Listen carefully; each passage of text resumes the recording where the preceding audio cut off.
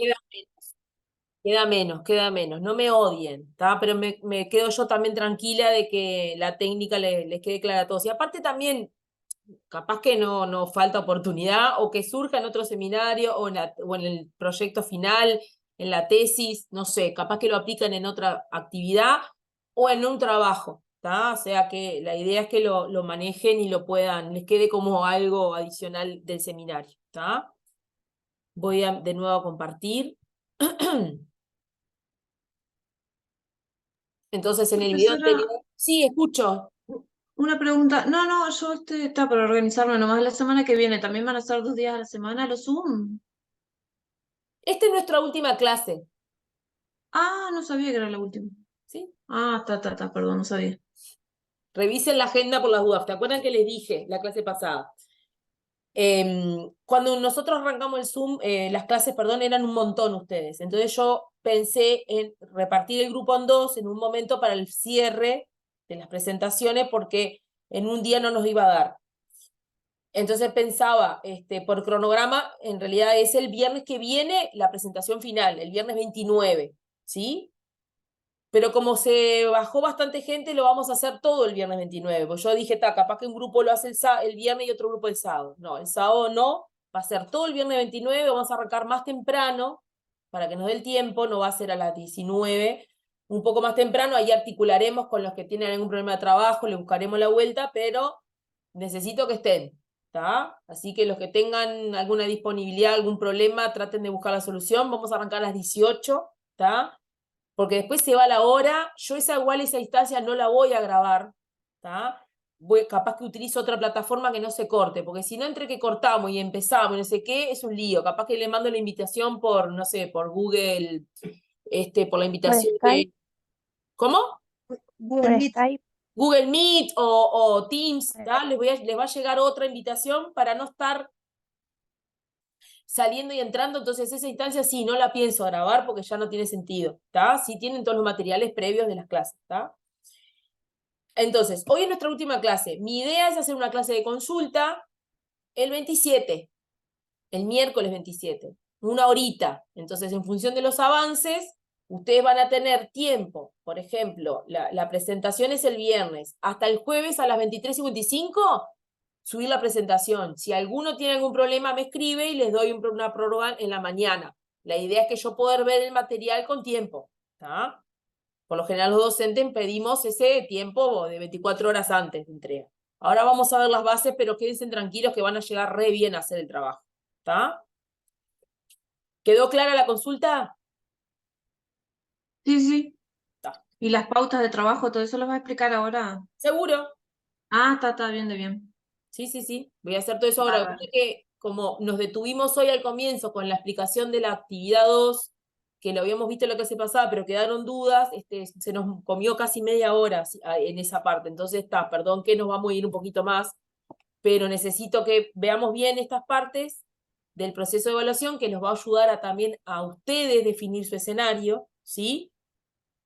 De todas maneras, yo siempre voy a dejar en el aula, en este ítem, un foro de consultas de la clase de trabajo final para escribirme ahí y en la clase de consulta del miércoles revisamos algo que falte, ¿está? ¿Quedó claro cómo determinamos el factor de volatilidad y pulverulencia? Hasta acá Sí, llegamos. yo tengo una duda. Sí, Andrea. En la grafiquita le dejamos lo que ya estaría como indicado o lo sacamos y le ponemos lo que es nuestro. O le podemos dejar la indicación en la gráfica. Vio que esa es la indicación que tiene, que Esto sería es un ejemplo. Esto es un ejemplo. eso como nosotros tenemos un trabajo ya que hicimos el año pasado y bárbaro, esa era la duda que tenía. Colocamos el Esto, nuestro. a ver, el gráfico es así. Lo que te marca acá es un ejemplo a 25 grados y a 120 grados Celsius. Es un ejemplo para justamente ver el cruce. Si vos mañana en la presentación querés recortar esto, marcate con otro color, si querés, tú, el cruce de No, datos. no, sí, sí, sí, sí, sí, ya está. Perfecto, perfecto. Está, golazo. Bien. Ahora vamos con el tercer factor, que es el procedimiento de trabajo. Acá la técnica no define más que esto que se ve en la imagen. ¿tá? Si bien está la técnica disponible, ustedes la pueden leer, interpretarla y todo lo demás. Yo se lo estoy haciendo un resumen. El procedimiento establece 4 clases. ¿Tá? Y acá también es lo que yo decía, va a tomar en cuenta el escenario que ustedes se definan. ¿Tá? Yo siempre trato de explicar esto desde los extremos. ¿Tá? Un clase 1 y un clase 4, como para empezar. El clase 1 es el sistema más cerrado, más hermético. ¿Sí? Que acá, como dice el ejemplo, un reactor químico. Yo les comentaba recién, antes del corte, en el otro video, que los ligantes, ¿sí? se producen en reactores químicos, porque son reacciones exotérmicas que liberan mucha energía, mucho calor. Entonces, esos reactores son sumamente herméticos, no intercambian energía con el medio, ni entra ni sale nada, por eso se le llama reactor químico, ¿tá? Y no tanque de agitación, es un reactor que tiene camisas de refrigeración y sistemas de extracción, o sea, es todo un equipo mucho más sofisticado. No es nuestro caso, ¿tá? No es un sistema hiper cerrado. Como vimos, tanto el tanque como la olla tiene aperturas, ¿no? de intercambio con el ambiente. ¿Tá? El clase 4 habla de pistola por ejemplo, lo que es pintura pulverizada, ¿no? Con tipo pintado, las cabinas de pintado de pintura de autos, no sé si vieron en algún momento, que si bien la cabina es todo un sistema de aspiración, la pistola de pintado genera una niebla importante. ¿Tá? No es nuestro caso tampoco, ¿tá? Ese tipo de dispersión descontrolada. Entonces yo les sugiero que se muevan entre los grupos 3 y 2. ¿Por qué? Porque yo lo asocio de esta manera y ustedes me siguen y me corrigen si les parece. Un sistema más abierto y un sistema más cerrado, o semicerrado, permanente. Por ejemplo, para mí el tanque es un sistema que es más cerrado, porque en realidad engloba de alguna manera el tanque a algo fijo, ¿sí? Más allá de que tenga una tapa que se abra y se cierra, es un sistema más parcialmente abierto. Sin embargo, la olla, si no tengo tapa, ahí estaría justamente en un sistema abierto. Si ustedes de repente eligen un sistema de olla sin tapa. ¿Sí? ¿Me explico? O si tiene tapa, ya podría considerarlo como el tanque, ¿no? Un sistema semi-parcialmente abierto. Porque yo les comentaba hoy, la tapa no calza hermética. Queda presentada. Tapa, ¿no? Queda presentada, se posiciona, pero no es algo hermético. Puede haber fugas. ¿Sí? Entonces, dependiendo de esa definición, bueno, yo voy a usar un dispersor en olla con tapa. Bueno, lo voy a considerar un clase 2, porque entiendo que está más cerrado. Ahora, si voy a considerar un sistema de dispersión con olla sin tapa, bueno, ahí podría considerarlo abierto. ¿Me explico? O sea, les voy tirando alguna pauta que también los va a ayudar a ustedes a definir ese escenario. Si fuera que el de la dispersión se hace en un tanque, bueno, un tanque también podría considerarlo algo más cerrado y abierto regularmente, ¿no? Por esa apertura de la tapa, pero entiendo que al estar dentro de un tanque es un sistema más controlado. Guzmán, te escucho. No, no solamente decía que sí, que se había entendido. Está, golazo. Entonces, con esta imagen, ustedes incluso pueden, como les decía, recortan la imagen. Yo voy a considerar este grupo, ponen un dibujito. Según la clase, ya mismo acá extrapolan el dato. ¿Tá? Si es un clase 1, vieron cómo el factor castiga muchísimo el dato si es un clase 4 que es el más dispersivo. Ahora, si es un clase 1, miren cómo el factor disminuye, o sea, es un valor mucho más bajo, 0,001. En nuestros ejemplos, que vamos a andar en un clase 2 o en un clase 3, el factor va a ser o 0,05 o 0,5. ¿Ah? Y este va a ser el tercer factor de mi multiplicación. ¿Sí? ¿Me siguen hasta acá? Vieron que este es más rápido. Tengo que tener medio ya pensado qué tipo de equipo o de procedimiento de trabajo es el que estoy usando. ¿Sí?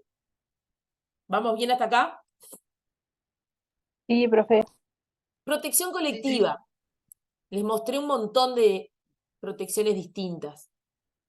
Claro, la técnica también acá es esto. No tengo mucha diferenciación ni para moverme. Por lo menos la idea es que mostrarles diferentes tipos de extracciones para que buscaran alguno que ustedes puedan reconocer en esta tabla. Y yo también acá empiezo a explicar un poquito desde los extremos, ¿está? No estamos en un espacio confinado, ¿tá? Porque acá habla de protecciones colectivas o ventilación, sería un poco el concepto. Nuestro proceso no se desarrolla dentro de un espacio confinado. Sí existe el espacio confinado y es una tarea no rutinaria que ocurre, pero la fabricación de pinturas no involucra un espacio confinado, ¿está? Eso como punto. Como tampoco es un proceso que se desarrolla en un sistema envolvente como una vitrina de laboratorio. Por ejemplo, esto pasaba mucho en la pandemia, en la manipulación de patógenos y cuando se estaba desarrollando todo el tema de vacunas y de controles de COVID y demás. No sé si ustedes vieron o llegaron a ver esas imágenes de analistas de laboratorio que trabajaban en unas campanas que solamente metían las manos y que, bueno, y que hay un flujo laminar. Es como una cortina de aire, por eso se le llama vitrina, captación envolvente se le llama. Son campanas que funcionan a presión negativa, entonces nada sale de la campana, ¿tá? Se mantiene todo dentro de ese nivel, no es eso tampoco, ¿tá? Entonces piensen que esta técnica también me sirve para hacer un análisis en un laboratorio de esas características, ¿no? Un laboratorio de fármacos, de laboratorio, de fármacos quiere decir de productos farmacéuticos, ¿sí? En un laboratorio de investigación, por ejemplo. Exacto, yo podría utilizar este método como para también poder identificar eso. No es nuestro ejemplo tampoco. Dentro de la clasificación 2 y 3, esta es la única parte que yo mejoraría la técnica. Todo me cae dentro de la clase 2, la mayoría de los ejemplos. ¿Se acuerdan cuando empezamos a ver la cabina de fraccionamiento? Que era como una cabina que tenía pared, techo y la pared del fondo era toda un sistema de extracción. El ejemplo sería este, cabina horizontal. ¿Ah? Yo les mostré, ¿se acuerdan? En el fraccionamiento que había un lugar donde se fraccionaban los pigmentos, que la pared del fondo era todo un sistema de aspiración. Lo más parecido a ese ejemplo es esto. ¿Ah? Y también se acuerdan que el pigmento negro de humo se almacenaba aparte y había como una especie de campana que bajaba, por ejemplo, muy parecida a esta, que tenía como unas rendijas de aspiración que eran más localizadas. Por ejemplo, este es el ejemplo. ¿Me siguen? O sea, le estoy tirando algunas ideas de lo que son los sistemas de aspiración que vimos. Después, ¿se acuerdan que también vimos que en la tapa de las ollas se puede insertar la extracción localizada?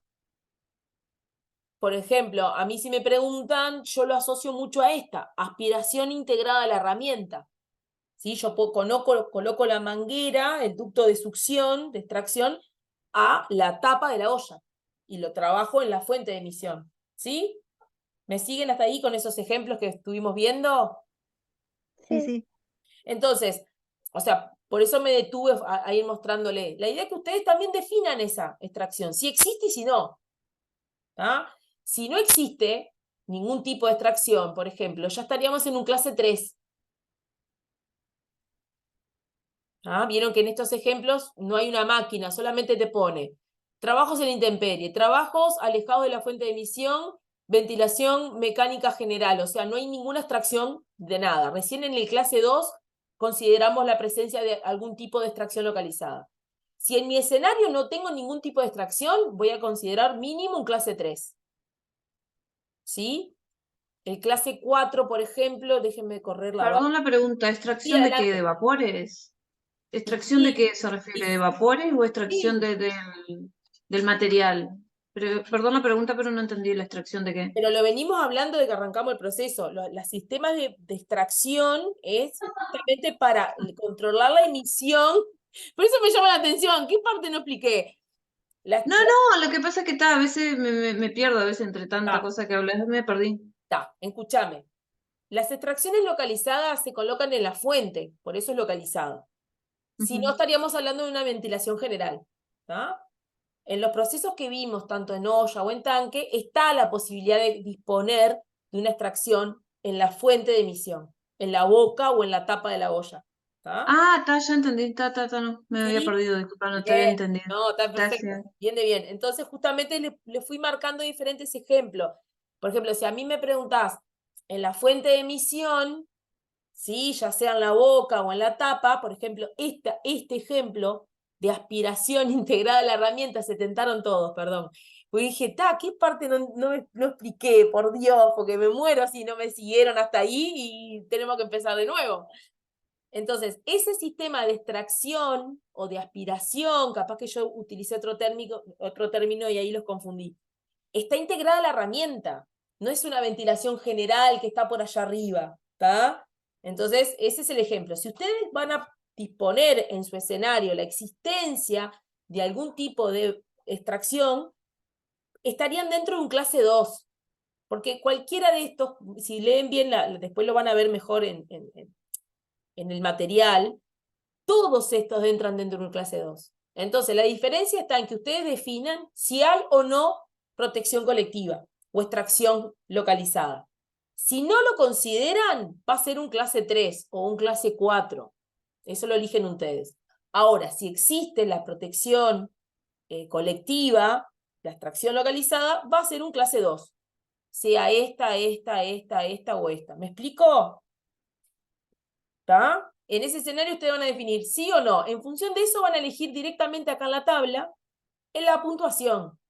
La puntuación se extrapola acá mismo. Si es un clase 2, la puntuación va a ser 0,1. Y si es un clase 3, la puntuación va a ser 0,7. Y de acá determino el cuarto factor, perdón. Hasta acá, vieron que esto como es más de observar la imagen y en función de ese escenario, ustedes determinan. Cuando lo expliquen van a decir, Ya, mirá, profesora, pero o sea que no hay que, disculpe, o sea que en ese que es en el supuesto clase 2 no hay que marcar ninguno de los cuadraditos de arriba tampoco. Solamente poner el de abajo y se puede marcar, por ejemplo, el último que usted estaba diciendo, aspiración integrada a la herramienta. sí, yo se los estoy nombrando acá para que lo asociemos con lo que vimos, porque ninguna de las opciones, salvo esta cabina sí se las mostré. Estas dos opciones las vimos. Esta y esta son muy parecidas a la cabina de fraccionamiento y a la extracción del negro de humo. ¿Se acuerdan que el negro de humo tenía una extracción puntual? Bueno, estas son muy parecidas. Si estuviéramos evaluando eso, acá perfectamente podemos decir que es esta y que es esta. Ahora, en un tanque, acá no tenemos un ejemplo de un tanque, o en una olla con dispersor, tampoco la tenemos. Entonces, lo que yo les comentaba, para que más o menos lo puedan visualizar, lo más parecido es la aspiración integrada a la herramienta. Esto se usa mucho en bancos de operación, donde no sé, en molinos, ¿tá? En banco de operación de mantenimiento, ¿no? Donde, por ejemplo, en zona de soldadura, la mesa de trabajo por lo general ya tiene integrada una aspiración, ¿tá? Por eso se le llama aspiración integrada a la herramienta. Yo lo asocio, para mi ejercicio mental de entender la técnica, a la aspiración que le puedo colocar a la tapa de una olla, o a la aspiración fija en un tanque. ¿Sí? ¿Se acuerdan la que les mostré que calzaba sobre la tapa, sobre la boca de descarga? Eso es algo que está adosado, ¿sí? Al tanque o a la olla. ¿Ah? Y acá directamente, si eligen que tiene la presencia, por ejemplo, yo puedo decir, bueno, mi escenario es una dispersión en olla que no tiene sistema de aspiración. Bueno, va a ser un clase 3 o un clase 4. Me va a impactar un poco. No hay mucha diferencia entre un 4 y un 3. ¿Tá? Esa es la realidad porque son todos escenarios de ventilación, ninguno tiene aspiración. Ahora, si voy a definirlo, puedo decir que es un tipo de aspiración localizada adosada a la herramienta, si quiero mencionarlo. Entonces ya ahí quedo con una idea más clara. ¿Ah? Y directamente extrapolo el valor. Supongamos que definimos que es un sistema que no tiene ningún tipo de extracción y para mí es un clase 3, va a tomar el valor 0,7. Y si sí tiene un sistema de extracción, va a tomar el clase 2, la puntuación va a ser 0,1. Y ese es el cuarto, perdón, estoy trancada, factor de la multiplicación, ¿sí? ¿Se entendió esta parte? ¿Tá? En ese Sí, escenario, la idea que ustedes, el generarse el escenario también es mirando un poco la técnica para ustedes generarlo para que sea más claro y entendible. Si yo les marco todas las pautas, los voy guiando, hubiera sido una oportunidad, pero quiero que lo hagan ustedes como ese ejercicio de también mirar la técnica. Porque si yo les digo la cantidad, la frecuencia, lo único que tienen que hacer es mirar esto. Entonces, que hagan ese ejercicio de generarse ese escenario posible. ¿Tá? Y el último y quinto factor es el valor de corrección. ¿Tá? La técnica establece en función del valor límite ambiental un factor de corrección. Cuanto más alto es ese valor límite ambiental, mi factor de corrección va a ser más cercano a 1 o 1. ¿Tá? Entonces no va a castigar tanto mi resultado. Ahora, si el valor límite ambiental, como decíamos más temprano, es muy bajito, por debajo o igual a 0,001, puede llegar a ese factor a ser un valor de 100. ¿Tá? Esto se lee de esta manera. Valor límite ambiental mayor a 0,1, mi factor de corrección es 1. Si el valor límite ambiental está entre 0,01 y 0,1, igual o menor a 0,1, va a ser 10. Si está entre 0,01, perdón, y menor o igual a 0,01, 30. Y si está por debajo o igual a 0,001, miren lo que estoy hablando, toma el valor 100. ¿Tá? Para la mayoría de nosotros, el factor de corrección va a ser 1. Pero yo necesito que ustedes me pongan por lo menos el valor límite ambiental y cómo llegaron a que esto es factor 1. ¿Sí? Para todos los productos químicos que manejamos, nuestro factor, ya se los doy como dato, ¿tá? Nuestro factor de corrección va a ser 1. Para cualquiera de los productos, para el aguarrás, para el dióxido de titanio, ¿tá? Ya les doy el dato, es 1. Pero ¿cómo llegamos a ese 1? Yo quiero ver que consigan y busquen ese valor límite ambiental para corroborar esto. A mí el carbonato de calcio me dio un 10 miligramos por metro cúbico. O sea, Perfecto. viene a ser un límite ambiental 10. No. ¿Cuánto dijiste que te 1, dio? digo. 1. Exacto, Rolando. Porque me dijiste 10 miligramos por metro cúbico. Sí, me equivoqué recién. No, está bien, Chala. tranquilo. Esto siempre está en unidades de miligramo metro cúbico. ¿Está? Entonces estoy por encima de 0,1. Mi factor de corrección va a ser 1. Ustedes me van a decir, pero ¿hay productos con un valor tan bajo en el compendio ese que les dejé de valores límites ambientales? Descárguenselo, guárdenselo, miren, busquen, van a ver alguno que da muy por debajo de este valor.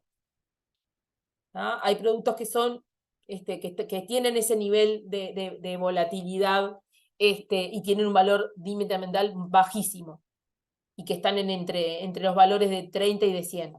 ¿Tá? De factor de corrección, ¿no? ¿Me expliqué cómo determiné el factor de corrección o voy de nuevo? Está bien, se entendió, sí. Andrea, Está clarito. ¿segura? Está clarito. Manuel, Sí, el sí, sí, sí. resto yo no sé si están, si no están. Yo seguí de largo porque entiendo que los que están participando son los que le están metiendo cabeza. Así que Florencia, los demás, yo no los veo. Está claro, profesora, el dato lo sacamos de la ficha de datos de seguridad, lo fijamos ahí, vemos el factor de corrección. Excelente. Perfecto. El tema era el tema de las unidades. No han sacado, Entonces, profesora, la foto para ver los participantes. ahí va, sí, yo saqué la foto hoy. Más temprano. Lo que pasa es que como estoy en modo presentación no los veo, chicos. ¿Se entiende? Gracias, Juliana. Gracias. Por favor. Porque después pasa que llegamos a la clase de consulta el miércoles y estamos revisando todo esto de nuevo. Entonces, vayamos a lo concreto, aprovechemos esa instancia. Igual yo voy a dejar un foro de consulta, ¿está? Terminamos con los factores. Tengo que determinar el valor límite ambiental, el riesgo por inhalación, que es el producto de multiplicar el riesgo potencial, la volatilidad o pulverulencia, el procedimiento de trabajo, la protección correctiva y el factor de corrección. ¿Ah? El producto de estos 5 factores me va a dar el riesgo por inhalación. La técnica me va a establecer 3 criterios. Si ese valor de la puntuación por inhalación me da menor o igual a 100, la prioridad es baja, o sea, me va a dar prioridad de acción 3, riesgo a priori bajo, sin necesidad de modificaciones. Si me da entre 100 y igual o menor a 1000, la prioridad es 2. Tengan en cuenta siempre los signos de igual en muchas de las tablas que yo no mencioné. Presten atención en eso. ¿Tá? Este es mayor a 100 o menor o igual a 1000. El riesgo sería prioridad 2, riesgo moderado, necesita probablemente medidas correctoras y o una evaluación más detallada. Y entre paréntesis me dice mediciones. Ahora nos detenemos en eso y termino. Si el valor, el producto de esta multiplicación me da mayor a 1000, la prioridad es 1. Riesgo probablemente muy elevado, medidas correctoras inmediatas. ¿Tá? Entonces yo lo que quiero que ustedes no se queden solamente con esto. ¿Tá? Que establezcan qué medidas de intervención propondrían para su proceso. No importa si quedó en un nivel 3, o en un nivel 2, o en un nivel 1, porque si fuera que nos dio un nivel 3, riesgo a priori bajo, sin necesidad de modificaciones, está bárbaro. Pero ¿qué cosas tengo que tener en cuenta para que el riesgo se mantenga bajo en la próxima evaluación? ¿Sí? O en otra instancia, o sea, ¿qué cosas vimos que hay que tener en cuenta en el proceso? El procedimiento de trabajo, las protecciones colectivas, la frecuencia, la cantidad, un montón de factores que fuimos viendo, ¿verdad? Bueno, eso lo tengo que tener bajo control. Si mañana me cambia la frecuencia de uso, me va a cambiar la evaluación. Si me cambia la cantidad que se está utilizando, me va a cambiar la evaluación. Si mañana se rompe la protección colectiva y yo lo había considerado, también me va a cambiar la evaluación. Si lo evalúo porque a mi producción me dijo esto se hace siempre en un tanque y mañana pasaron a hacerlo en ollas, también me va a cambiar la evaluación. ¿Me explico a lo que voy? El propio método, cuando vamos haciendo el barrido marcha atrás en camino inverso, me va guiando en qué cosas tengo que tener control para que ese riesgo se mantenga bajo. ¿Me explico? ¿Sí? Sí, Sí, sí. impecable, Es impecable. como hacer ese ejercicio de evaluación de riesgo residual. Bueno, ¿qué cosas tengo que ver para atrás? ¿No? O sea, me dio bajo, pero, ya no hago nada, me dio bajo. Listo, quedó en verde pintadito. No, tengo que también tener en cuenta, bueno, si mañana cambia algo, me va a impactar. En el nivel 2 me dice mediciones. Bárbaro. Yo no tengo un higienista ahí al lado esperando con el equipo para medir. Eso requiere tiempo, planificación, dinero, ¿sí? No es algo inmediato. Bueno, ahí capaz que tengo que poner alguna medida de intervención mientras tanto. En el mientras tanto yo logro medir, tengo que actuar, tengo que hacer algo, ¿sí? Porque ya me dio un riesgo moderado. Por ejemplo, siempre que proponemos medidas de intervención, tratemos de trabajar siempre en el orden fuente, medio, trabajador. ¿Qué es lo que pasa habitualmente? Arrancamos con el EPP. Le pongo máscara al trabajador. Pero Ya el está, EPP sería el solucioné. último. Y por supuesto, Andrea. Fuente, medio, trabajador. Eso es otro tips que les voy dando, de cosas que voy viendo, que voy identificando para que ustedes ya la incorporen. Una correcta gestión de intervención, de medida de intervención, perdón, la redundancia, es siempre priorizar la fuente, donde yo voy a atacar. Después en el medio y por último el trabajador. Si yo mi medida de intervención va a ser capacitar, colocar EPP y hacer una limpieza, no vengan el viernes que viene, por favor. ¿Está? Pero se lo digo en una re buena, porque como que siempre tendemos a lo mismo, capacitar al trabajador, ponerle el EPP. No, tenemos que hacer algo previo, y acá vimos que la técnica nos ordena. Bueno, podemos hacer algo mejor en la fuente, mejorar la extracción. El mismo método me da oportunidades de mejorar la extracción. Capaz que caen dentro de un clase 2, que es lo que yo digo que me parece que debería poder mejorar el método y tener como otros niveles. Pero, por ejemplo, puedo trabajar en tener un sistema más cerrado, ¿sí? Encerrar todos los lugares posibles donde el producto pueda salir al medio ambiente.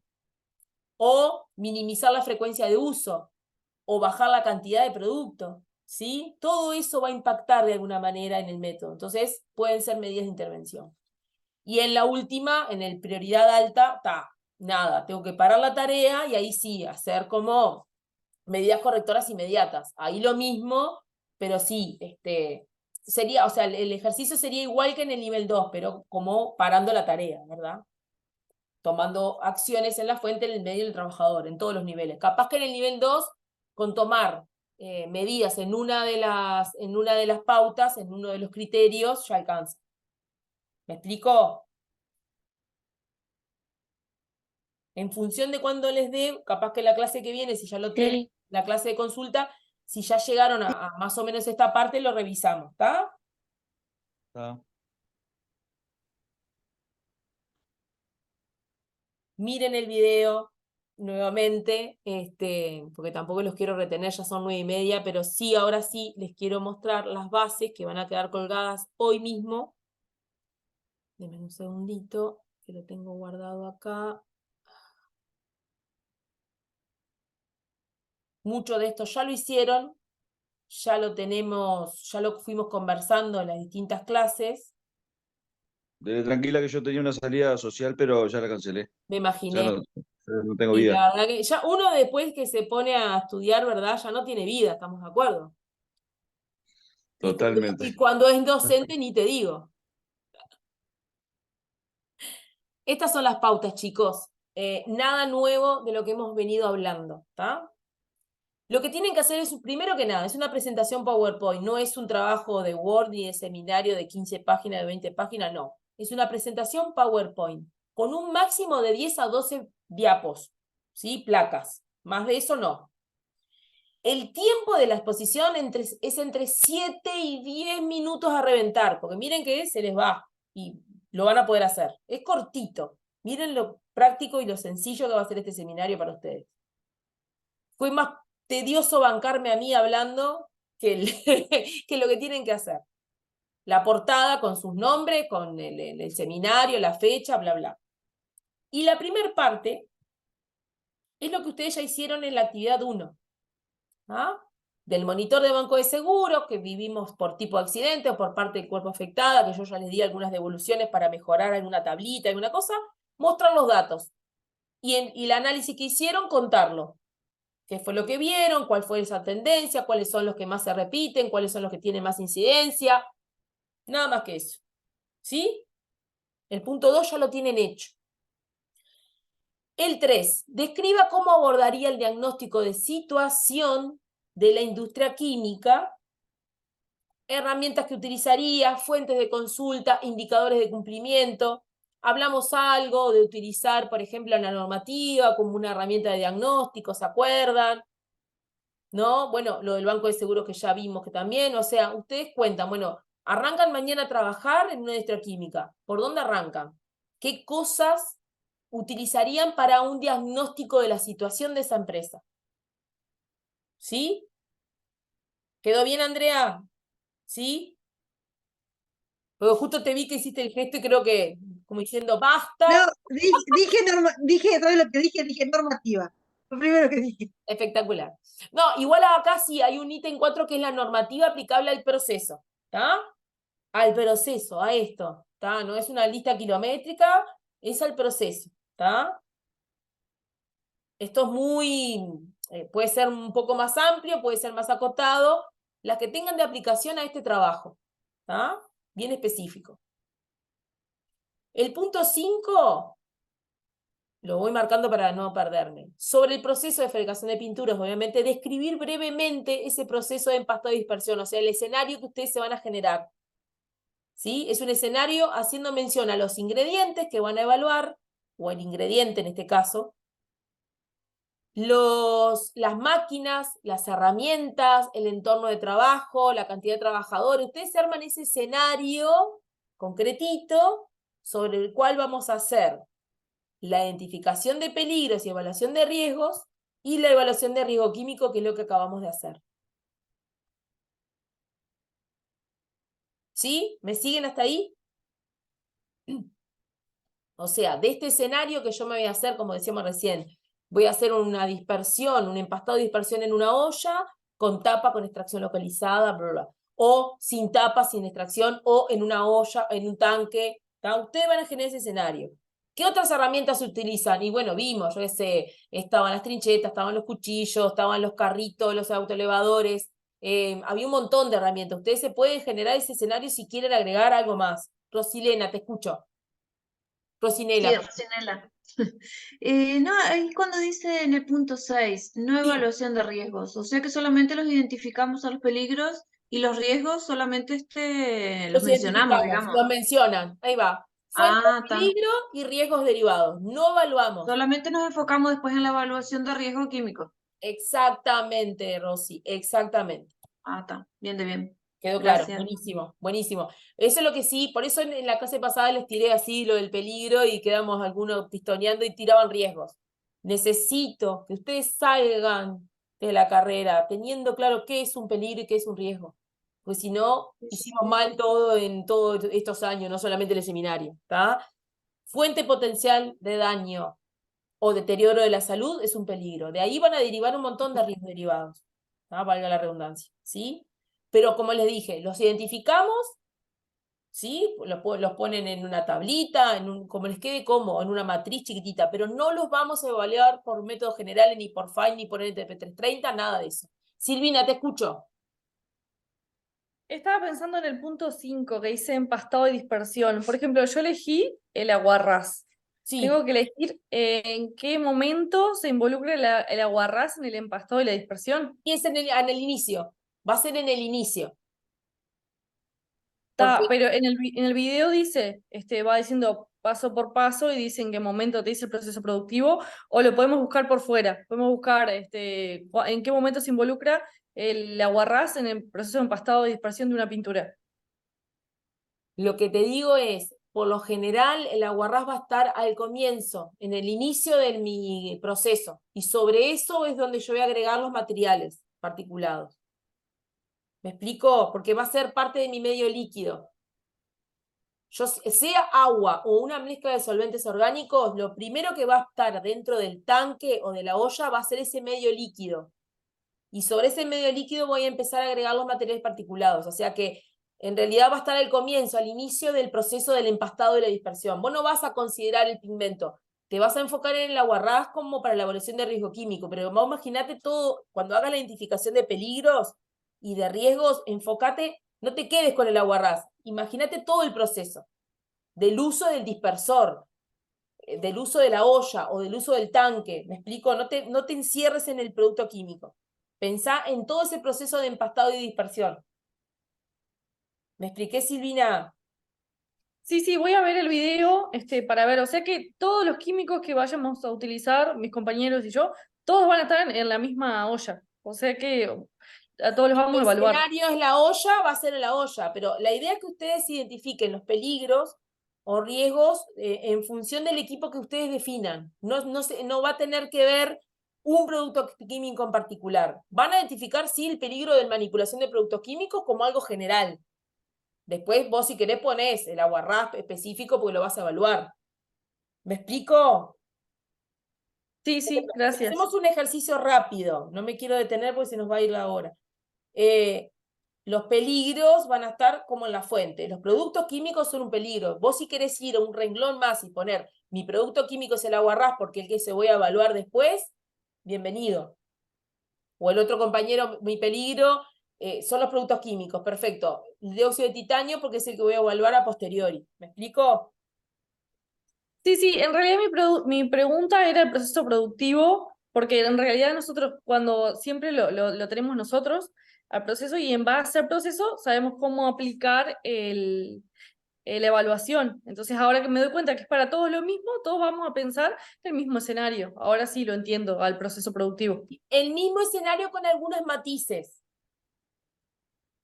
Porque va a ser distinto, tal vez, como decíamos, la utilización de una olla o de una olla Aparte con también tapa. el estado del producto, ¿no? Porque si es un polvo va a venir en una bolsa y va a ser diferente la boca de la cosa que si es un líquido, ¿no? Exacto, también eso puede pasar. Eso puede cambiar un poquito el escenario. Y sobre todo lo que hablábamos recién, la protección es de las partes móviles, la existencia o no de de extracciones localizadas, eso también te puede cambiar un poco el escenario. Si es una olla, si es un tanque, más o menos vimos las distintas diferencias. La más importante o la que más resalta es que tenga o no tapa y protección del vástago. Eso ya te cambia muchísimo el nivel o sea, el nivel de exposición que tiene un equipo por sobre el otro.